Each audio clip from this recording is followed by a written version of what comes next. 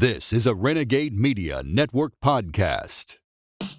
Obviously, you guys know I prefer organizations that flow counter to the mainstream narrative, and I've got the perfect one to tell you about. That would be Texas Scorecard. They were founded back in 2015 by a former Ron Paul congressional press secretary. They are Texas-based, Texas-focused counter-culture media organization. How cool is this? They've got podcasts, videos, live programming, a really nice print edition. They've got guest commentaries, very popular daily email newsletter that will highlight the biggest stories of the day. You can actually trust these guys without the mainstream leftist spin put on much of the news we unfortunately see these days. Their mission: disrupt statism and reconstitute self-governance. They do not want a seat at the table. They want to get rid of the table. They are pro-citizen. They will be your one-stop shop for Texas politics and news. That is for damn sure. I actually mean that because lately I wanted to know some of the stuff that was going on here. I DM'd Texas Scorecard to find out what was going on. They serve those who are tired of being lied to by the mainstream media. That would be you. That would be me as well.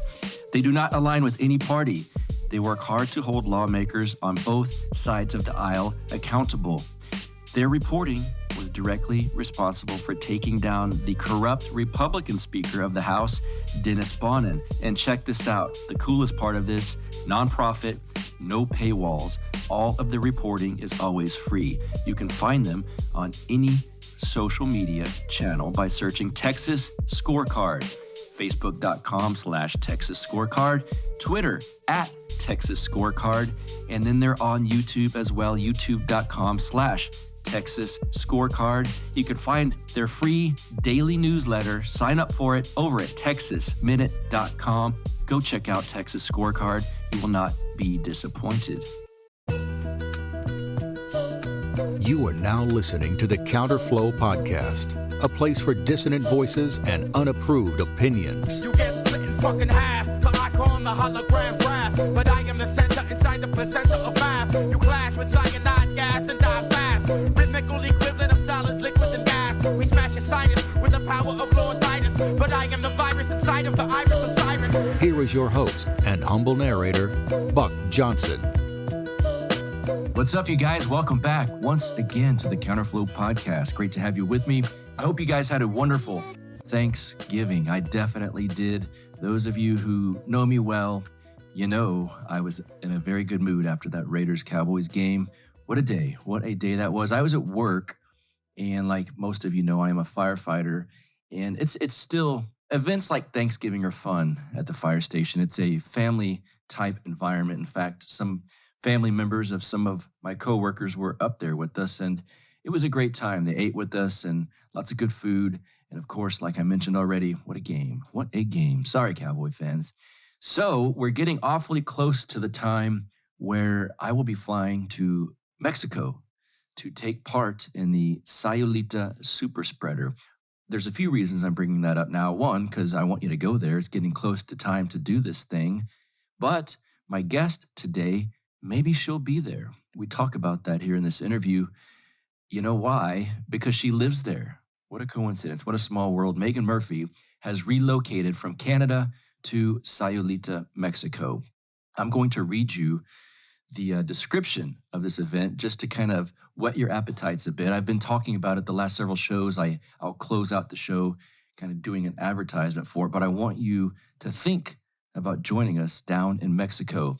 Join Peddling Fiction's Johnny Profita and special guests, Lions of Liberty's Mark Clare, my guy, Liberty Lockdown's Clint Russell, Counterflow's Buck Johnson, Borderless Blog's James Guzman, Scottish Liberty Podcast's Anthony Samaroff, and, of course, COVID Jesus, a.k.a. King of the Cocks, Robbie the Fire Bernstein. You know Robbie. It's a small weekend. It didn't say small, I just said that. It is a small weekend. It's only a few days, but a wonderful weekend of libertarian fun in the sun.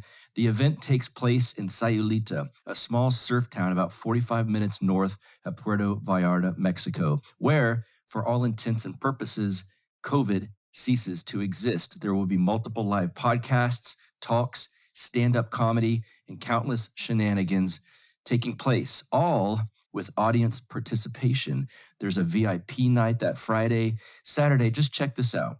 Saturday, Peddling Fiction starts off at 10 a.m. Then 11 a.m., Liberty Lockdown with Anthony Samaroff. And check this out at noon on Saturday, Tequila Break. Won't you join us in this tequila break? I can't wait. I might even have to have some before that break. We'll see. 2 p.m.-ish. I like the looseness of this schedule. Lions of Liberty with Peddling Fiction and Robbie the Fire Bernstein. 4 p.m., Counterflow. And I will have, as my guest, Clint Russell. 5 p.m., they were doing a crypto. I'm not, I say we. I'll be watching. There's a crypto how to mine it, a demonstration on that. And then 6 p.m., Finding Freedom Through Expatriation with Borderless Blogs, James Guzman. Dinner and drinks will be served. 7 p.m., we got some Anthony Samaroff. 8 p.m., I love this. Mark Claire opening stand-up comedy, opening for Robbie the Fire Bernstein. Note that's at 8 p.m. At 8:02, Robbie the Fire Bernstein hits the stage. So interesting, huh? Mark, you only doing 2 minutes of comedy? Is that all you have? And then at 9 p.m., a live Run Your Mouth podcast. Then that Sunday, 10 a.m. Or am I going to be awake at 10 a.m. after this party on Saturday? A 3-way, I know you like that, a 3-way brunch with Buck Johnson, Clint Russell, and Mark Claire. Sounds kind of fun, right? 4 p.m., Puerto Vallarta pool party with Peddling Fiction. Sometime in there, I'm hoping to get to watch a game too. We'll see how that goes. But I say all of this because join us down in Sayulita, Mexico. I think it's going to be a very good time. And like I said, my guest today, Meghan Murphy, has relocated to that small little surf town. So I suspect it's possible we might see her as well. We talk about that here in this interview a bit. We also talk about, do you really need labels at this point, political labels? Does it pigeonhole you? Does it associate you with some people that maybe you don't want to be associated with? See, that those things cross my mind. And when I reached out to Meghan to get her on this episode, I didn't even really think about the label discussion. But we kind of get into it quickly, and it sparked some interest for me personally because it strikes a chord, and we get into why there's a lot of these things that she gets into. I have been thinking about the libertarian label and other labels of the sort. And is she a feminist? Is she still a feminist? We talk about that. She comes from the left. Does she still consider herself of the left? We talk about that as well. She is a freelance writer and journalist. Meghan Murphy has been podcasting and writing about feminism since 2010 and has published work in numerous national and international publications, including The Spectator, Unheard, Quillette, and much, much more. She's the proprietor of Feminist Current and the Same Drugs podcast. Welcome. Finally, she's back. She's back. She's back. Meghan Murphy, welcome to the show. If they only knew how much effort this has taken, but you're here, so welcome. I'm sorry. No, you're busy, and you dealt with a few things down there, just Wi-Fi stuff in Mexico being part of it. We'll talk about that. Actually, speaking of Mexico, last time I spoke with you, my show was called Death to Tyrants, so that's been about over a year, and you were in Canada. So there's been a lot that's happened. We'll get to a formal intro first here. Tell my audience who you are, what you do, and now where you are. When did we talk last? When was that? I'm guessing it was, let's see. Dang, it was pre-COVID. That's how we'll manage timelines now. We'll call it PC, pre-COVID, instead of BC. That's a funny acronym, actually, considering today's politics. Yeah, it is. It was probably around sometime after I got kicked off Twitter, which was late 2018. So I bet it was maybe even 2019 when we talked last, possibly. Anyway, so I think since then, I started a YouTube show, a new podcast / YouTube show called The Same Drugs. So that's been sort of what I've been focused on these days. I'm still running Feminist Current, my website, and doing the Feminist Current podcast. But I wanted to branch out and explore different ideas, including even, challenges to feminist ideology and things like that. I sort of was feeling like I was talking in a silo and wanted to get out of my bubble and my intellectual comfort zone, and was breaking with leftist ideology and yeah, so that's a big reason for starting the Same Drugs. I just wanted to talk to different kinds of people across the political spectrum and explore different topics that were unrelated to feminism and so on and so forth. And so I've been doing that. In January, I left Canada for Mexico because I just couldn't deal with the COVID restrictions in Canada anymore. And they were talking about essentially not letting people leave the country, which freaked me out. And I was like, well, I'm going to get out of here before that happens. And I wasn't necessarily planning on staying forever. I had a place booked for 5 weeks and thought, I might stay longer. I thought I might get stuck here, to be honest. I thought I might not be able to go back to Canada, which sort of did come to fruition because they imposed like a 2-week quarantine and they made it extremely difficult to get back into Canada.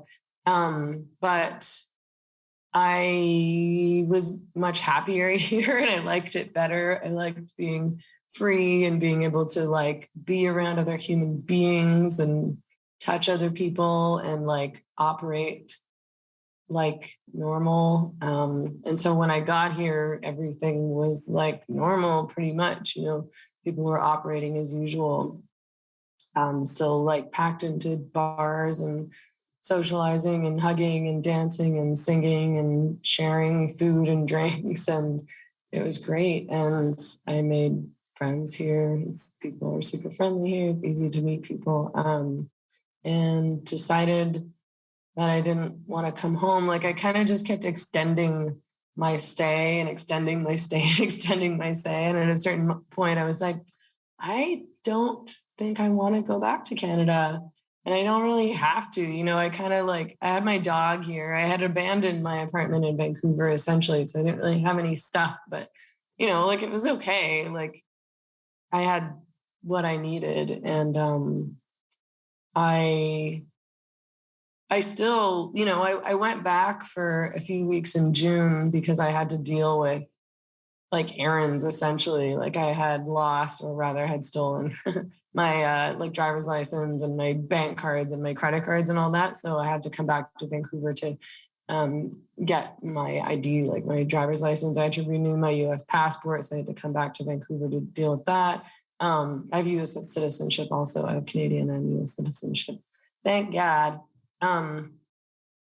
And yeah, deal with a bunch of stuff. And I planned to stay for a month, but I was so miserable and stressed out. And I hated it so much that I left early, never to return again. I was planning on going back for a bit in September because I was traveling to the US anyway. So I sort of thought, well, I'll go through Vancouver and then come to the US.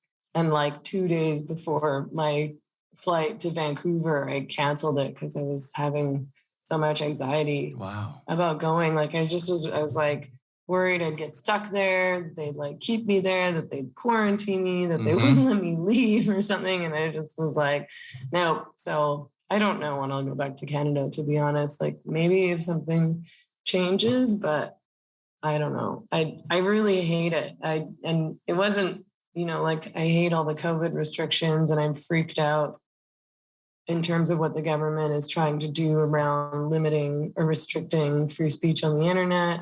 Because that essentially will mean I can't work in Canada. That's going to impact me and what I talk about and do in my work. But also it just it wasn't fun. And I felt like all my friends in Vancouver had been brainwashed. Anybody wanted to talk about was the vaccine. Did you get the vaccine? Did you get the vaccine? Did you get the vaccine? It's this isn't an interesting topic of conversation, but I understand that you have nothing else going on in your life because you're just being fed propaganda and you're inside on your computers all day because you're not allowed to hang out and do anything fun. So anyway, needless to say, I'm much happier here, but I don't have access to normal things like socks and like socks. Well, there's like a lot of stuff that I can't buy here. Like it's Okay. like it's just a little town. Yeah. Like it's a little busy town, but it's like you can't like I don't know. I can't buy makeup or socks or clothes. That's funny because I'll take a trip wherever and I get this small moment of anxiety right beforehand, like, all right, do I have everything?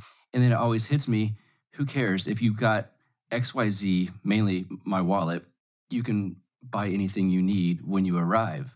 However, now that you've said that, I will be in Sayulita in December. I better have socks. Cool. I guess I don't need makeup, but I'll bring socks and clothing just in case. That'd be nice. Because I won't wear it. Excuse me. I'll wear it there, people listening. But you could like, you get to Sayulita by flying to Puerto Vallarta, and then it's like an hour drive from Puerto Vallarta. So you could like, you can stop at the Walmart on the way if you want to. But like, it's things like, the access that I had to things in Vancouver, a little different. It's not the same.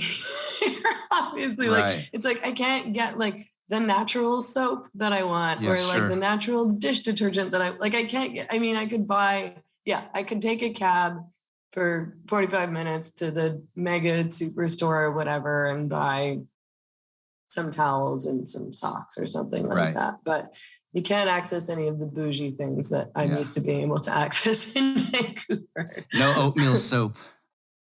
Right. My essential oils. Yeah, exactly. There's an event that I'm part of down there. It's so weird when someone said, Meghan Murphy lives in Sayulita. And I was like, that's weird. That's where we're having this event at. And, it's just such a small world, but it's a small town. And the guy that's putting it on said a similar story to yours. He lives in Puerto Vallarta, technically, I believe. But he said he went down there. He was from Chicago, and he said, I got to get out of Chicago. This is nuts during COVID. And it's one of those things. He said it's kind of common when people stay in that area for a bit, they tend to kind of stay there for good. And like you're doing. Have you heard other people? They call it Stayulita. That's what he said. Yeah. Yeah. People come for like my boyfriend came for like a week and then stayed he just left to go back to San Francisco for work, but he stayed for over a year. Oh my gosh. And lots of people do. Lots of people come and then just don't leave. And I've been coming here on vacation for a really long time. And every single time that I've come on vacation, I've wanted to I was like, how can I just stay here forever? But all those times I had to go back for like work, school, my dog, so on and so forth. But because everything had really gone online because of COVID, I actually didn't really have any reason to be in Vancouver, and I had my doggie with me, thank God.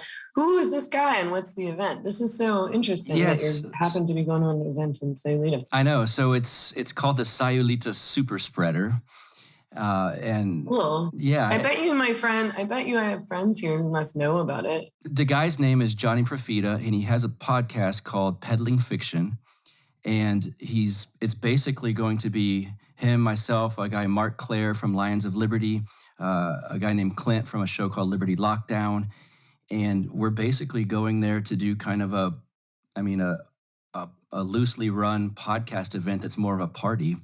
And because the fans from these shows can go there and it'll be fan interaction, it's just basically live podcasting with fans coming in and out of the audio and video, I suppose.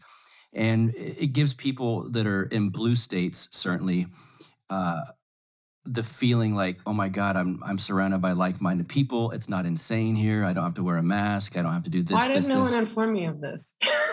I'm informing you of it. I told him, I said, well, I'm interviewing Meghan Murphy, and she actually lives there. I said, if I tell her about it, could she be a guest? And he's like, yes, of course. So yeah, you're more than welcome to. Oh, I'll give you details offline. Sure. What's the date? December 10th through 12th.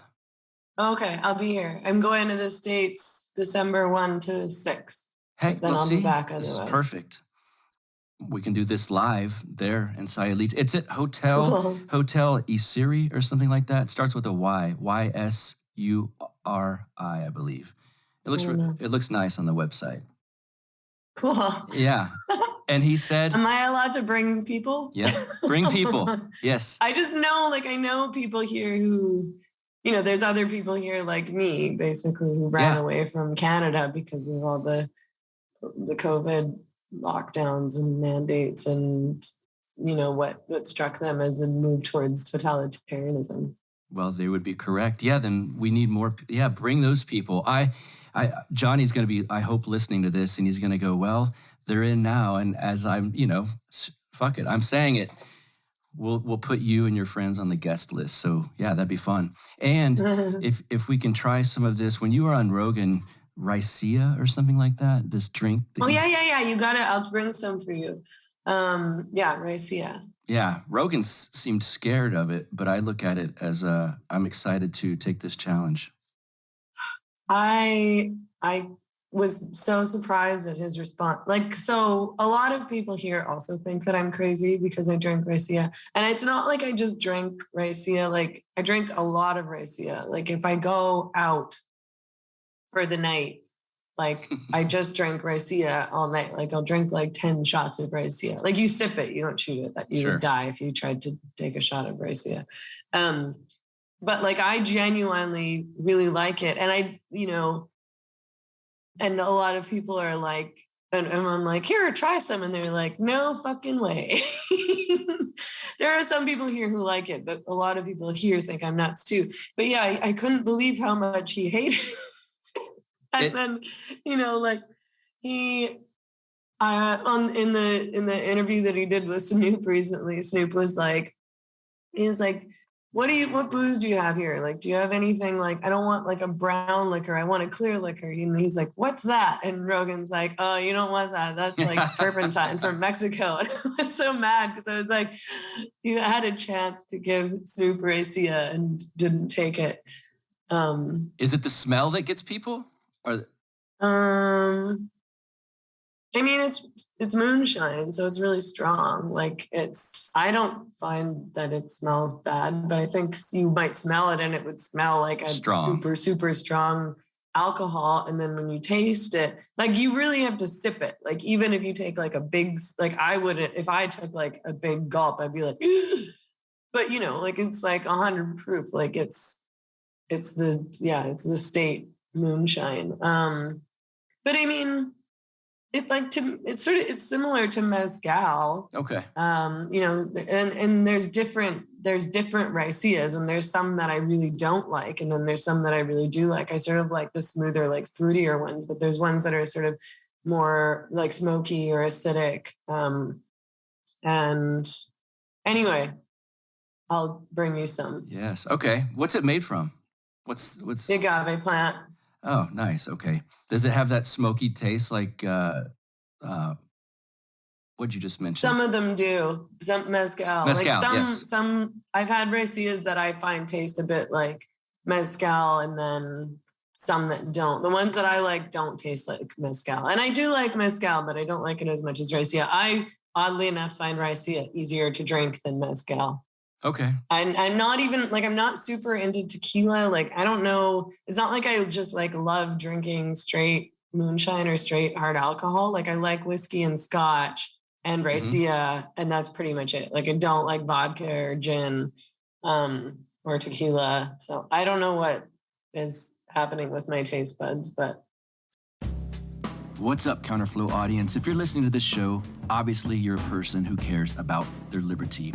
You may even be one of these people that's kind of tired of waiting around for political change, tired of being upset by the same old from the LP, tired of all of this nonsense while you think, what should I really be doing?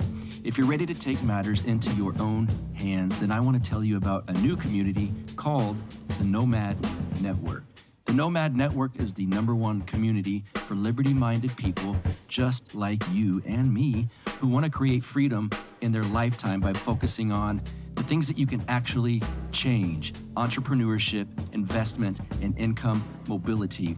The people over at the Nomad Network, Jason Stapleton, these guys are preaching how to actually make your life more free and better without having to join a political party and go through the same old motions year after year.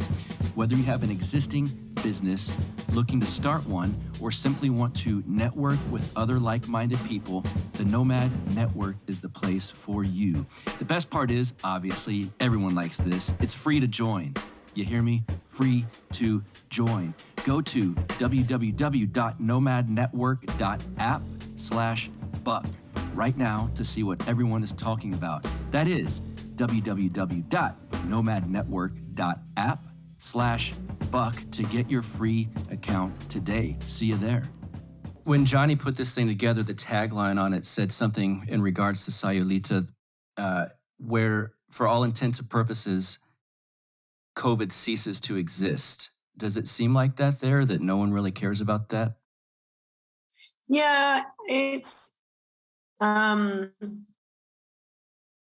like I felt when I got here that it was as though it didn't exist. Wow. Nice.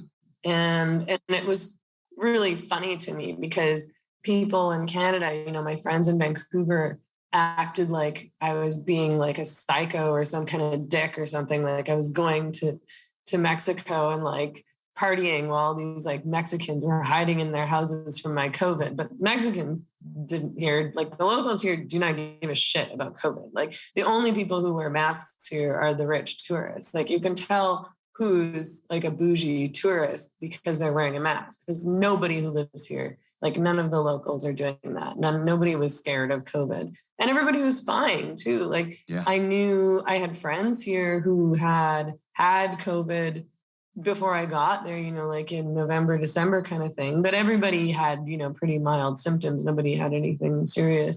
So a lot of people here, I think, were probably already immune because they'd already had it.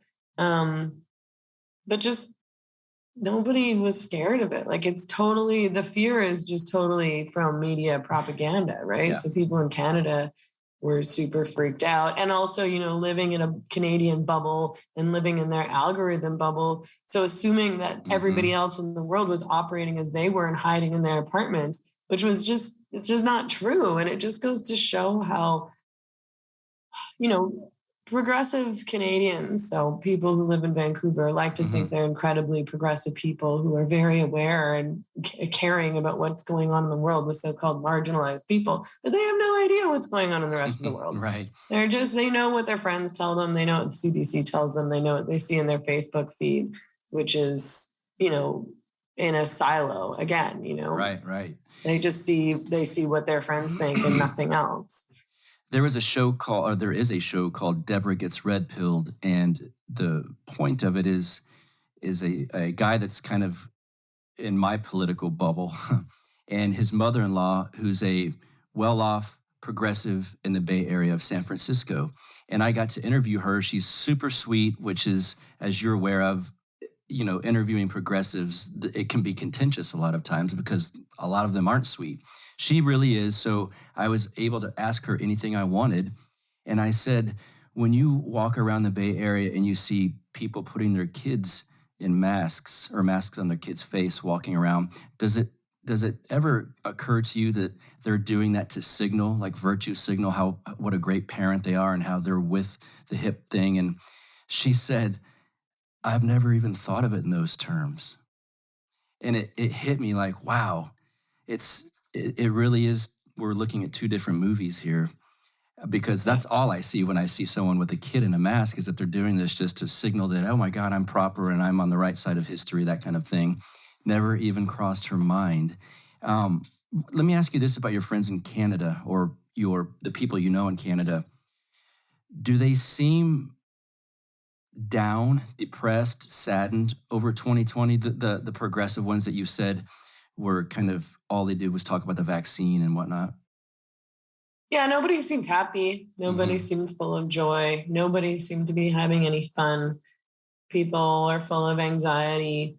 I got the impression, though, that they had gotten so used to being in that state that like I think a lot of people in Canada are at the point where they don't realize that they're not happy and they're not having any fun because this is the new normal, and they've just accepted that this is just how things are now. Whereas I was desperate for my old life back. And, even before I left Canada, I was wanting to leave Vancouver. Like I was at the point where I was like, Vancouver's not fun. Mm-hmm. Nobody's having any fun. Nobody's really living life. I want to go somewhere. People seem to me not interested in really getting out into the world. Nobody wanted to like meet new people, make new friends. And the social situation was set up in that way also, including, bars where there wasn't really any mingling, but you just had to sit at the table across from the person you came with. And then of course it got significantly worse during COVID. But, I do think I do think that they're depressed and I think people who already had anxiety, I think that was really exacerbated by COVID, but also in some ways it seemed to me like the people who seem to really like COVID restrictions and to like the lockdown and to like these limitations, it's like the kind of people who already kind of had social anxiety and didn't really want to get out there anyway. They just wanted their little life and their little bubble, and they already had a lot of anxiety and they were already kind of hypochondriacs. And this just reinforced to them that the way that they were operating already was the right way to operate. They're like, phew, okay, great. I can stay inside on my computer with the 3 people that I know and be full of anxiety. And that's fine. I don't have to feel any pressure to like try to change my life or get out there in the world or do anything differently. So now that kind of anxiety is just their natural state forever. And it's supported and encouraged by the government and media propaganda and their friend group. Like, you should be scared. You should be scared of the world, and you should be scared of other people, and you should be scared of freedom. Yeah, that's really strange. It's I'm in Texas, and I was in Austin, but now I'm out of that little area as well. And it's so much more normal here. So to hear I see it, you see media stuff, but man, it's kind of sad. It kind of hurts my heart to hear stuff like that, although I realize it's true. How have you evolved or changed? I don't want to use the word evolve but how have you changed over 2020 and 2021? Well, I don't identify as a leftist anymore or socialist. I don't even really like to identify myself as a feminist. I am a feminist, like I fight for women's rights. So I can't, when I say I don't identify as a feminist, other feminists act like I've like turned on them and now I'm anti-feminist, but it's more just that I think I don't want to identify with anything. Like I want to be an independent thinker. So I think I prefer to, and I think it's more effective just to say what you mean and say what you think and not attach it to any particular ideology. And it sort of allows you, I think, to be more critical of those ideas also, because you're not advocating a specific ideology or political movement. And I think that I got really stuck in towing party lines, and they're not all bad lines. There's lots of mantras in feminism that are good mantras, but I don't want to speak mantras because those things lose meaning. I want to engage with people who aren't already on board and aren't also parroting those mantras, and jargon and mantras don't work on regular people. What works on regular people is real life, and talking about what's really going on in the world, not shouting slogans at them. Slogans I guess do work in like kind of a culty way if you're trying to brainwash people, but that's not my aim any longer. So wow, everything you just said I could say about myself with the word libertarian.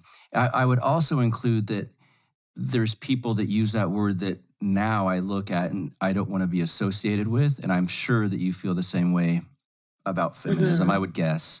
But there's a group of us that have shied away from the term libertarian now, and some people refer to us as post-libertarians. And we have come to similar conclusions. The phrases that we were using, taxation is theft, and things like that, that doesn't convince a normal person who just lived through a terrible year of anything. That an abstract political theory and trying to argue things that normal people don't particularly care about, it doesn't work very well, and it doesn't make you many friends. It makes you. There's a lot of reasons we could list down, but what an interesting coincidence that you have a similar experience with the feminist thing that I've come to realize with the libertarian word. It's interesting. Yeah, and I just don't think that people understand what those slogans mean. Like if you say taxation is theft, I don't think that anybody, I don't think they understand what that means in plain terms or in terms of their real day-to-day lives. I mean, I don't know very much about libertarianism, so I don't know about that.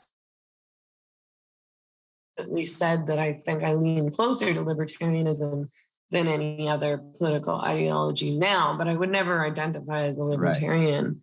Right. I just mean that I'm a lot more I'm not going to start identifying as anything, but I'm pretty much done with that. But just in terms of the fact that I support individual freedom and individual rights and want, my goal is for people to be as free as they possibly can be in their own lives and to be able to make choices for themselves based on what is right for them as an individual. Yeah, I would tend to agree with that. And an issue that you've been putting out some rather spicy takes on, and that we can discuss it with the right to do XYZ, is prostitution. I guess I'll start off with kind of the libertarian in me would ask this. Would you criminalize prostitution if you could? I would criminalize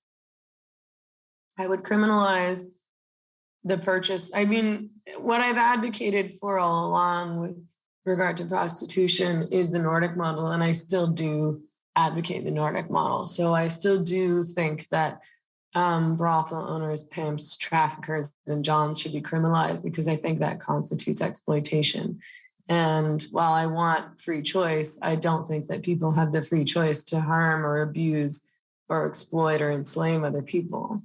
So that's what I'm trying to curb, is people who are making money off of women and selling women and girls. And, and I, by that same token, think it's wrong and exploitative and abusive for a man to pay a vulnerable woman or girl who has no other choice to have sex with him. That's sexual abuse. I have a theory about stripping and strippers. You might have the opposite theory, so I'd love to hash this out. If so, do you have similar thoughts on strip clubs? Well, similar in that a lot of prostitution or trafficking does happen in strip clubs. So I think that we can't really fully separate that from prostitution. In Mexico, for example, strip clubs are mostly brothels. So there's a lot less there's a lot less regulation in Mexico in terms of what happens in strip clubs. And it depends on where you are. Mexico is a big country, so it depends on which strip club you're at and whether it's in like Puerto Vallarta or somewhere smaller, and which part of Puerto Vallarta and how high end it is and all of that stuff. But for the most part, strip clubs here are basically brothels. So there isn't like a clear line. So I suppose I do in some ways see them as similar, but I also think that yeah, I mean, it would be dependent on where you were, like in Canada or the US, for example. It's more regulated. So there's less prostitution that happens within those strip clubs, but there still is prostitution. I mean, a lot of what I feel about strip clubs is that I feel that men who go to strip clubs are disgusting. Yes, thank you. And that I don't respect those men. Yes. I cannot. The last time I was in one was with a couple, and it was one of those, hey, let's go do this. Okay. And I sat there watching the men clamor, and I just was like, I can't stand watching this. These guys are losers. And it just put me in a sour mood, so I left. But one of the things I think it's not conventional wisdom, at least, is that I sometimes feel that the women there have the upper hand. I'm not knocking that or celebrating it either way, but I've heard, well, the men are taking advantage of the women, but I see it like that night, the women seem to be taking advantage of the men because these men were just groveling like suckers because they saw a pretty face. I think that's true in many cases. I mean, I interviewed a woman whose name is Jenna Hawk, who I also met. I met her in Austin, actually, after we'd done the interview. Sorry, the carbonation is getting to me. I'm trying not to burp on screen. But, and she's worked as a stripper for like 20 years in a high-end place. And she really does feel like she's taking advantage of these men. And I think she is, because they're losers and they're stupid and they believe that, she's really into them and they're just going to hand over their whole paycheck just to have her dance for them and suck up to them and pretend she likes them, which, is pathetic. I went to the strip club here in Sayulita and was really upset and disturbed and angry and was like, I don't want to be around any man who goes to the strip club. It's just so, to me, I can't understand paying somebody to behave in a way that, like, isn't true. Like to get a woman to sexy dance for you when you know that she doesn't like you and she's not into you and she probably thinks you're a loser and a creep. Like, to me, it is sort of similar to paying somebody to have sex with you, perhaps in a less violating way, but I don't want somebody, like, I feel uncomfortable if I feel like somebody's being nice to me or sucking up to me because they think that I'm famous, like, and I'm not famous, like, in the grand scheme of things, but do you know what I mean? Like, people who think, oh, you've been on Rogan, so maybe you're connected or whatever it is that they think. Like, I hate that. It makes me feel really uncomfortable. Like, you don't know me, you don't know who I am. Like, you just think of me as this thing. And the idea of paying somebody to flirt with me or kiss me or be nice to me or have sex with me, like, because they need the money, like, that idea is so repulsive to me that I can't, it's the men that I have a big problem with, and that at the end of the day, I don't respect them. And I think they're gross. Yeah. Like, I don't know how else to explain it. Like, I felt so repulsed and angry. And, and I know men who go to that strip club. And it's just like, after I left, I was like, I don't want to hang out with any of those men ever again. And it's more complicated than that. I have friends who watch pornography. I have friends who go to strip clubs, and, some of them are still my friends regardless of that. And I talk to them about this stuff. It's not like I pretend that it's okay. I'm just like, this is gross. You're gross. That's gross. Yeah. Sure. And I know a lot of feminists are mad at me because of, like, and me just saying that, they'll be mad because they'll be like, well, why would you associate with these men? And I'm like, I don't know. People are complicated. And in a lot of ways, I'd rather have access to those kinds of men and them to have access to me, like, to be challenged on that kind of thing. Like, I don't necessarily want them to be left to their own devices and never be held accountable in terms of that kind of behavior. I'd rather them be judged by somebody like me, or for me to be at least one woman, because not that many women will say this nowadays, to say that it's wrong to go to strip clubs. And I think you're gross, and it makes me think you're a creep, and it makes me not want to be friends with you, and it makes me not respect you. Like, it's not just nothing. Right. Yeah. Well put. I'll ask you this understanding of, I know there's different waves of feminism, and there's a girl that I know in Austin. In fact, I would be in trouble for saying girl because she identifies as now they/them. Oh, and got it. Worked or works. I'm not sure. I've not spoken, oddly enough, with this person in over a year, but I'm doing it. She worked at a strip club, and she's considered herself a very strong feminist. And so obviously there's different waves of feminism. Is it common for modern day feminists to do the whole pronoun thing and think that stripping is like acceptable and celebrated sex work kind of thing? Yeah, I think so. I mean, that's what third wave feminism has taught young women. So women who are younger than me, certainly, I think almost all of them believe that they have to think of so-called sex work. I don't use that term, but stripping, prostitution, pornography as empowering, and they can't talk about these women as being exploited.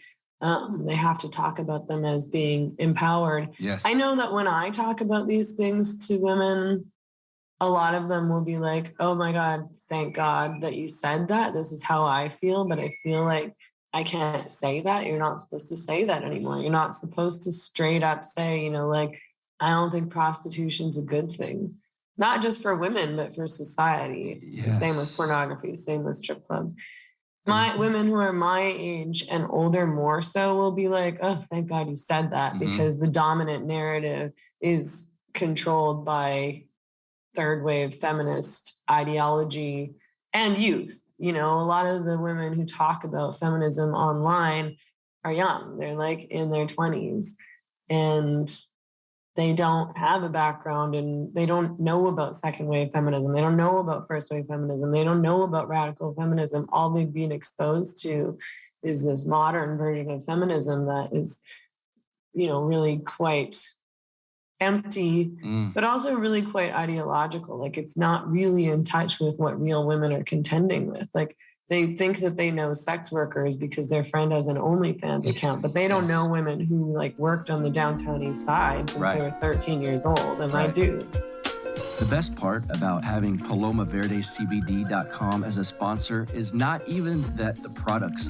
are amazing, because they are. That's not even the best part.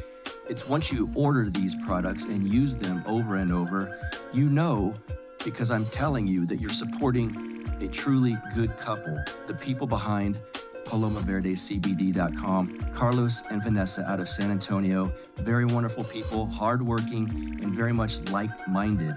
And they're providing you these wonderful products, the mint CBD tinctures. Check this out, the sleep bundle. I know sometimes some of you have issues sleeping. It's very common these days. You won't. Once you buy their sleep bundle, they've got the CBD gummies, of course. They've got soft gels, salve sticks. I've ranted and raved many times about the cool menthol sports cream. Those of you guys and ladies that work out and lift and you get a little sore, I'm telling you, this is the absolute best sports cream I've ever used. And you've heard it many times, but I can't brag enough on their pet products, the CBD dog chews and the pet CBD tinctures. Both of my French bulldogs, George and Lux, both use these products. They may not know they use them, but I can tell you, Lux is the old one. He used to kind of waddle around like a little old man French bulldog. I put the CBD tinctures on his food every morning, and now he can actually keep up with his younger brother George, who darts around the yard and chases squirrels. But I put these CBD dog chews and the pet tinctures in their food every morning and every evening. You will not be sorry if you give these guys business. Help out your sleep, your muscles, your anxiety. They've got stuff for that, of course, and your pets. Everything here is wonderful and good, as are the people behind the business. And of course, since they support this show and you listen to this show, you get 25% off your entire order when you type in promo code BUCK. That's me, of course, BUCK, B-U-C-K, at checkout. Get you 25% off of your order when you go over to palomaverdecbd.com. Please give these great people some business. You will not be sorry. And you're helping out the Counterflow podcast. You're helping us keep the lights on, as they say. That's palomaverdecbd.com, promo code BUCK. Get you 25% off. Let's get back to the show. I love that you said, I don't use the term sex work. I can't stand the term. And a lot of left libertarians, that's kind of something they celebrate is that empowerment. Why don't you use that term? It legitimizes it and normalizes it, and it treats it as a job like any other. That's what, people who advocate to normalize and mainstream and legalize things like prostitution, pornography, strip clubs, they say it's a job like any other. That's all it is. It's just like going to buy a coffee. It's just like going to get a massage. It's just a service. It doesn't mean anything. And of course, that's not true. I mean, I find it so weird that we would pretend as though sex isn't as intimate a thing as it is. Like, sex is one of the most private and intimate things that exists. And I don't, women wouldn't be so traumatized by sex if it weren't. Like, we wouldn't be concerned about things like sexual harassment and sexual assault and rape and molestation if sex weren't really a big thing. Like, if you steal a coffee or don't pay for your massage, it's not the same thing right. as getting sexually assaulted. Like, so we know better, but we pretend like it's just like a handshake, and it's not. And I'm not against casual sex. Like, I've had lots of casual sex. Like, sex can be fun and exist outside of a monogamous relationship. And you can have sex just for sex, even though you don't want to date that person necessarily, but it's still intimate. Yeah. It's still an intimate experience with another person. And the feeling of having sex with somebody, even that you don't want to have sex with, never mind somebody that you've been forced to have sex with, is a really gross feeling. And it'll really stick with you, I think, especially when you're a younger woman. I think that sex work, I think it normalizes it, and it acts as though it's not, this industry really is it's built on exploitation for the most part. And I know that there's women who are in prostitution and pornography by choice, and even women that maybe like it. But that's still a minority. Like, most of prostitution is happening in places where women are really poor and don't have any other option. And they're not really making any money off of it. Like, a lot of women in prostitution have pimps, and they take all of that money. Even in America, never mind in places like India. Right. There's going to be people that hear this and love what you're saying, and then also thinking, but she's a feminist? Like, I thought I didn't like feminists, or I thought I disagreed with it, and they were far lefties, and they do the pronouns and whatnot. Can you give people listening that are thinking things like this, I hate to say your definition of feminism, like this is a postmodern discussion, but a legitimate, good, original definition of what that means to be a feminist? Not really, to be okay. honest, because I don't really like the term feminism anymore. Like, I feel like it's been too muddied, and too many people think it means too many different things, and it has too many negative connotations. Even for me, I don't like what feminism represents nowadays. So I tend to prefer to say I advocate for women's rights, and then just say what I think about things like prostitution and pornography. But I mean, I would be okay just saying that feminism was about advocating for women's rights. Okay. That would be fine. But that, of course, doesn't encompass all of my personal and political opinions around things like objectification and how women and men operate in this world. Yes, it's so similar to my relationship with libertarianism. I don't love the word. I don't like to identify as one. But I could say, let's just say I believe in individual rights, and let's leave it at that. It's the same kind of thing. That's interesting. Let me ask you this then. This sounds like a stupid question, but it popped in my mind. I'm just curious on your take. The patriarchy thing. Does it matter what culture we're in, or are we living under a patriarchy, or is it culturally dependent? I don't love that word anymore either, because I feel like it's too confusing for people. I feel like if you say patriarchy, they're like, what are you talking, like, what does that mean? And I can't really explain what it means. Like, I can give you a dictionary definition, but I don't think that's what people are talking about when they say the word patriarchy.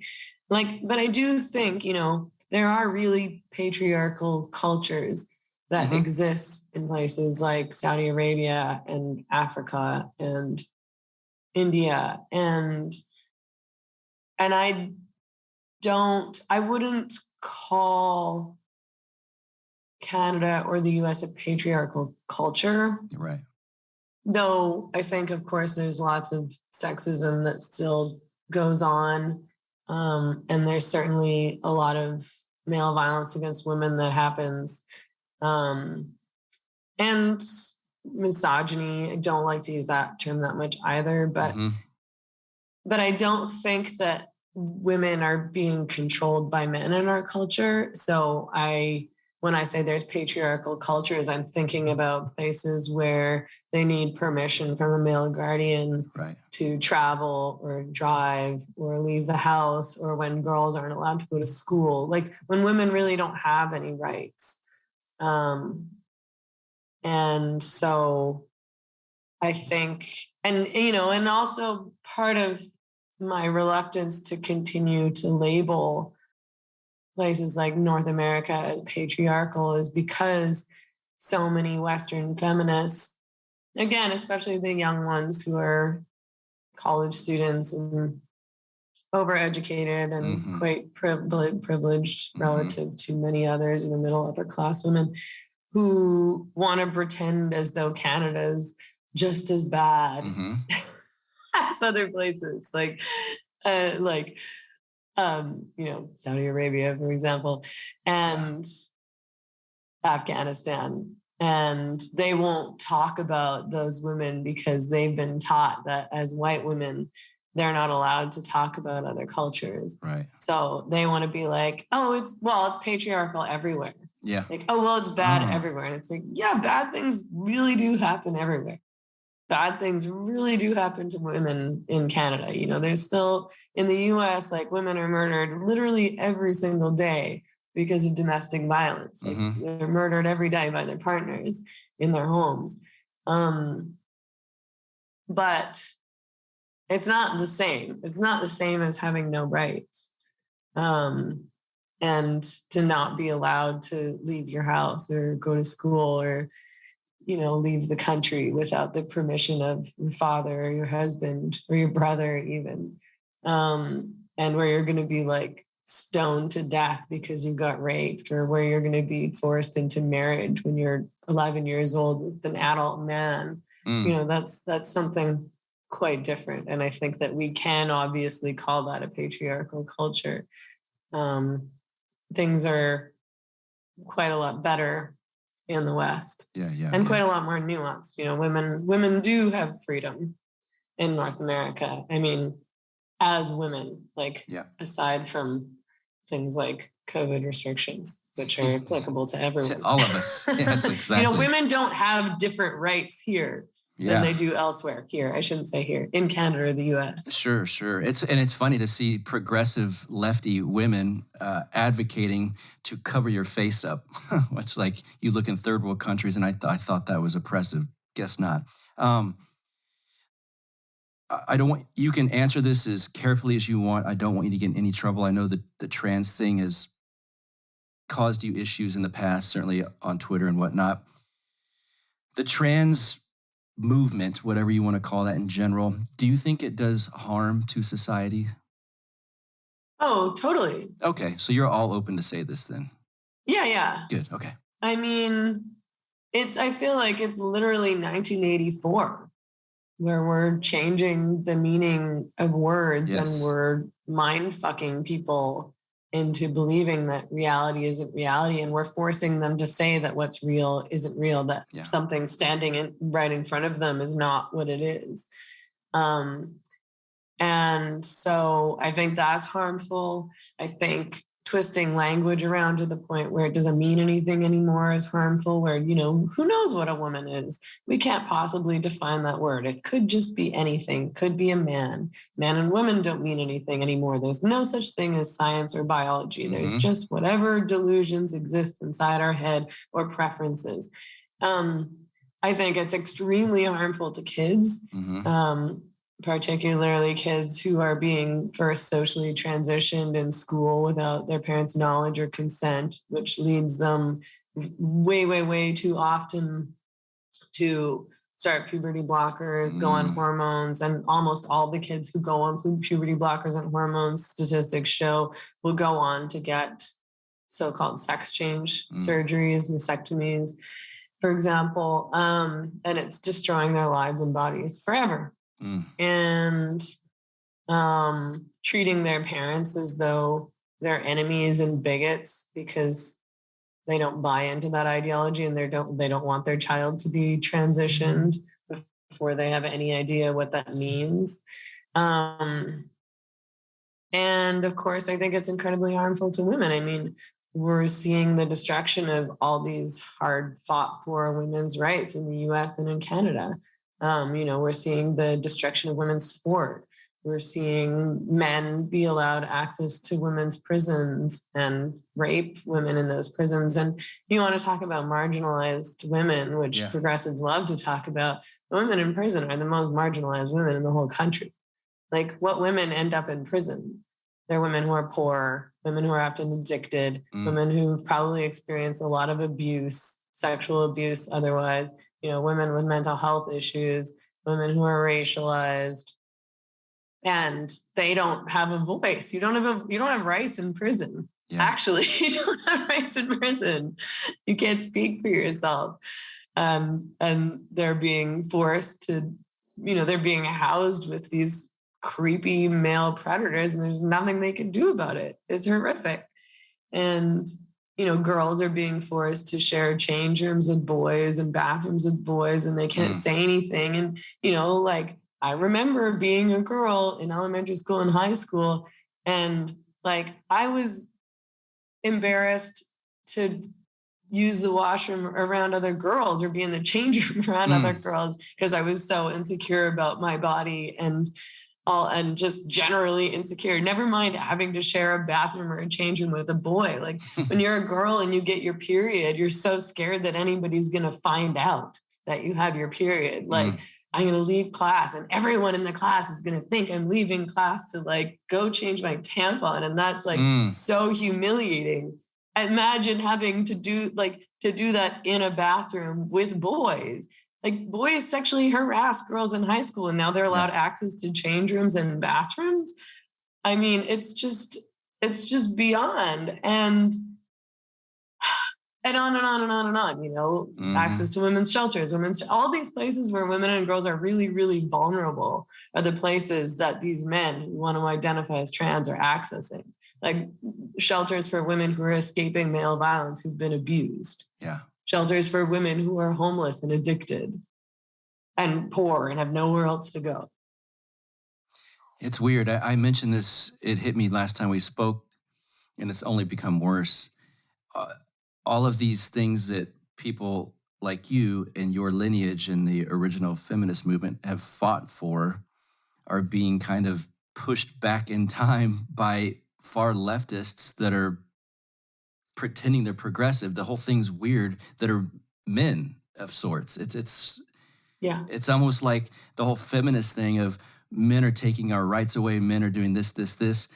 It is really happening right now by women or men that are saying they're women. The whole thing is so strange. Again, it's like 1984. The language is strange, but in the end, it's men taking away rights that people like you have fought for. It seems so strange. And talking over us and speaking on behalf of us, as though they're advocating for women and women's rights when they're not. They're destroying women's rights and women's spaces and silencing women and censoring us and harassing us and threatening us. I mean, it's hilarious to me that the media narrative and the social media narrative is that like trans women are like the most marginalized people in the world, and they're always being harassed and they're always subject to violence and they're always being threatened, and we need to protect them on Twitter from all these like mean people who are after them. And it's like, that's not what's going on. Like what's going on, like I've experienced endless threats of violence and rape and death and so on and so forth, because I challenge gender identity ideology. And I don't think that's happening to these so-called trans women on Twitter with huge followings who are dominating the conversation and aren't being kicked off for anything that they say that isn't a scientific fact. Like a man can become a woman, whereas I was permanently banned for life for essentially saying that. And it's all a lie. Every aspect of trans activism is a lie. And I'm not saying that, men who look feminine or wear women's clothes may well be harassed or may well be subject to violence from other men. But that has nothing to do with women and feminists. And it doesn't mean that I pretend that you're a woman and therefore that resolves that problem. Like that doesn't make any sense to me. Or like if you're allowed to, access women's bathrooms, I don't know, I guess maybe you won't be subject to violence in a men's bathroom, but like then women in women's bathrooms are subject to violence. So the whole thing is essentially like women don't matter. Women and girls don't matter. You, this lone man, like how many trans women are there in the population? We're talking about or people who identify as trans women. I don't really actually agree with the idea that there is such a thing as a trans person. But we're talking about a tiny minority of males versus half of the population. Sure. Yeah. Who over half don't get a say. Right. It's ridiculous. Let's talk about something fun then before we get you out of here. What's the best thing about Sayulita down there? Oh, it's fun all the time. There's lots. I really like living in a small community. Like I like leaving the house and seeing people that I know. People are very warm here. I think that there's a much stronger sense of community here than I ever experienced in Vancouver. I think people are more loving and supportive of one another and more willing to help one another. And when people help you, you want to help other people. So it sort of goes around. And yeah, it's like a party all the time. It's pretty lawless, which I like. Everything's a bit sketchy and janky, which I like. And it's super weird. Like it's a strange, crazy place that it's always, there's a festival going on kind of every day. Everybody kind of wants to talk and make friends. The people that I've met here, like I don't feel like I have to hide what I think or hide who I am. And most of them are kind of already on board. Like, oh, of course that's crazy. Yeah, that's ridiculous.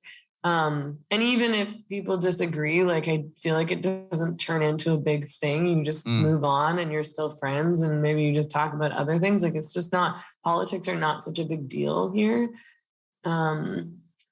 And yeah, I don't love being like sweaty and dirty all the time, but I'll for sure take that over totalitarianism. Yeah, good call. I was told that there's a wet season or something like that. It gets super humid for a while. And then November and December are beautiful. Is that correct? Yeah, so the rainy season is over the summer. Okay. And there's storms almost every night. There's a hurricane while I was here. And even that was really fun. I mean, it wasn't fun to lose power for a few days, but the power went out and one of the bars had a generator, so stayed up until 5 a.m. So we had to literally walk through a river. Like the water was 3 feet high. So everybody's soaked, but everybody's soaked. So it doesn't matter. We're all in this bar and we all had wrinkly fingers because it was so wet and the roof is leaking and the floor is covered in water. And it was one of my most fun nights in Sayulita. But yeah, the rainy season, it gets really, really hot and really, really humid and it rains really, really hard and you get big lightning storms and thunder. Which can be a little bit scary, to be honest. The thunder and lightning is so close to you. I've never experienced anything like that before. The thunder would shake my house. Okay. And the power goes out a lot. So it's sort of harder to operate, especially if you're trying to work online. So that was challenging. But at the same time, it was the storms are really beautiful and there's a lot less people here. So the tourists aren't around, which is nice. And everybody's sweaty, you're just kind of gross all the time. You're just sweaty and greasy and damp. I just was constantly dripping with sweat, but it was also fine. It wasn't, I was super worried because I've never lived in that kind of climate before. And I was am I going to be able to handle it? Am I going to have to run away to the States or Canada or something like that? But it was fine. I have AC at my place and didn't go out much during the day and more go out at night. And it's not unmanageable, but yeah, definitely things are cooling down right now finally. And it's such a relief. I almost feel like I might be able to wear pants soon, which is pretty exciting to me. Okay. And it'll be really nice when you come in December for sure. That's what I was about to ask. Am I going to be drenched? No, okay. It'll be nice. I mean, it's hot in the day, but it cools down at night and there's a breeze. It's not nearly as humid as it was. It's kind of July, August, September. Okay. Are probably the worst months. Plus it gets buggy, so there's a lot more scorpions. Okay. Excellent. All right. And that wasn't stoked about that, but yeah, I wouldn't be either. And that's going away too for December then. No more bugs. I mean it's less buggy than I don't know. I think the scorpions mostly come out during the rainy season, although my friend just got bit by a scorpion the other night on the beach, so you still kind of have to be a bit careful, I guess. But you're not going to die of a scorpion bite. No, it'd probably just suck. I mean, I got bit by a fire ant the other day. My whole place is covered in ants, but I think that's just, I live on an ant hill or something. So I just mop my whole house with vinegar twice a day. It doesn't really seem to deter them, but maybe that makes me feel better. It deters them for a few hours until they come back. A tip or any tips for someone coming there? Well, you're not going to wear nice clothes. Your shoes are going to get dirty, so don't expect to be dressing up or anything. That's probably not a concern for you, but I see women trying to walk around here in heels and platform shoes, and I'm you retard, you're going to break your ankle, and also those shoes are going to get wrecked. I just wear my grody Converse and cutoffs every day. Okay. And yeah, I mean, Sayulita is a funny place. It's not the kind of place that you go to if you want to be at a resort or have access to city stuff. It's great. There's lots of good food here. There's lots of really good seafood. There's amazing tuna, sashimi, and yeah, the seafood is the best thing here, I would say, in terms of the food stuff. But I mean, don't drink the tap water. Okay. I think be careful. But a lot of people get sick when they come here on vacation. You kind of get used to it after a while. I brush my teeth with the tap water now and it's fine. And I'm not going to get sick from eating, lettuce or vegetables or anything like that. But you should be a little bit careful about what you eat. So definitely bring some Imodium or some Pepto-Bismol. That would be my other tip, I would say. And just be careful about don't drink the water. Got it. Don't go in the ocean and open your mouth. Right. Or the strip club. I'm kidding. Don't go to the strip club. No, I'm joking. Plug away anything you'd like. We mentioned your show early on as we started this interview. Please plug anything you'd like. Okay, so you can find me on Instagram at Meghan Emily Murphy. And I have a public Facebook page, also Meghan Murphy. My YouTube show is called The Same Drugs. And you can support me on Patreon, which I really appreciate. Like, I'm independent, so I don't have, my entire income is donations from people who like my work. Like, I don't have some other job. I don't have ads on anything that I do. I don't have funders. I don't know how to invest in crypto. So, we'll talk in Mexico then. I would love to learn how. I have a lot of friends here who are in the crypto game, and that kind of stuff eludes me, but I should try to figure that out because I like to be a little bit more financially secure. But yeah, support me on Patreon. It's patreon.com/Meghan Murphy. I post early access to content and some Patreon only live streams and some Patreon only content there. But yeah, it also just helps me be able to continue to do my work. I don't make very much money off of YouTube. I get the ads, or I get demonetized almost constantly. So people are thinking that people on YouTube are necessarily making a ton of money off of it. It's definitely not true. And it's certainly not true for somebody who likes me, like me, who says like un-PC things all the time. Meghan Murphy, we finally made it happen. Thanks for being here. Yeah, thanks for your flexibility and patience. I'm really sorry that was so hard to organize. That's all right. I appreciate you still talking with me. It was worth the wait. All right, I hope you guys enjoyed that conversation with Meghan Murphy. I hope to see her, and I hope to see some of you guys down in Sayulita, Mexico. Come on down there with us. As for this show, let's see what we got. The YouTube page is finally doing quite well. If you've not subscribed to the YouTube page, go find it and subscribe to it. Just search Counterflow with Buck Johnson. You will find it. Follow me on Twitter at BuckRebel, BuckRebel. Let's see. I told you guys a couple times lately that I've got this Patreon page. I don't always advertise that, but I will say if you do find value in this product that I put out for free, you are welcome to be a Patreon donor over at patreon.com/counterflow for as little as $1 a month. I mean, you can give me as much as you want. I'll take it. But I do promise you that everything I get from that website, all of the money I take in, it goes directly back into the production of this show. You have my word. All right, guys, I think that's about all. Hopefully I'll see some of you guys in Mexico. And this weekend, of course, is the Ron Paul event down in Lake Jackson, Texas. It's sold out. However, if you are going, there's a Counterflow after party. Talk to me at the Ron Paul event. I'll get you directions and all of that good stuff. It's going to be a good time. Hope to see you guys there in Lake Jackson this weekend and in Mexico next weekend after that, December 10th through 12th. Have a good one, guys. See ya. You get split in fucking half, the icon, the hologram brass. But I am the center inside the placenta of math. You clash with cyanide gas and die fast. Rhythmical equivalent of solids, liquid and gas. We smash your sinus with the power of Lord Titus. But I am the virus inside of the iris of Cyrus. Like the sound of the Counterflow podcast? Our audio production is provided by Podsworth Media. Check them out at podsworth.com. This has been the Counterflow Podcast, a part of the Renegade Media Network.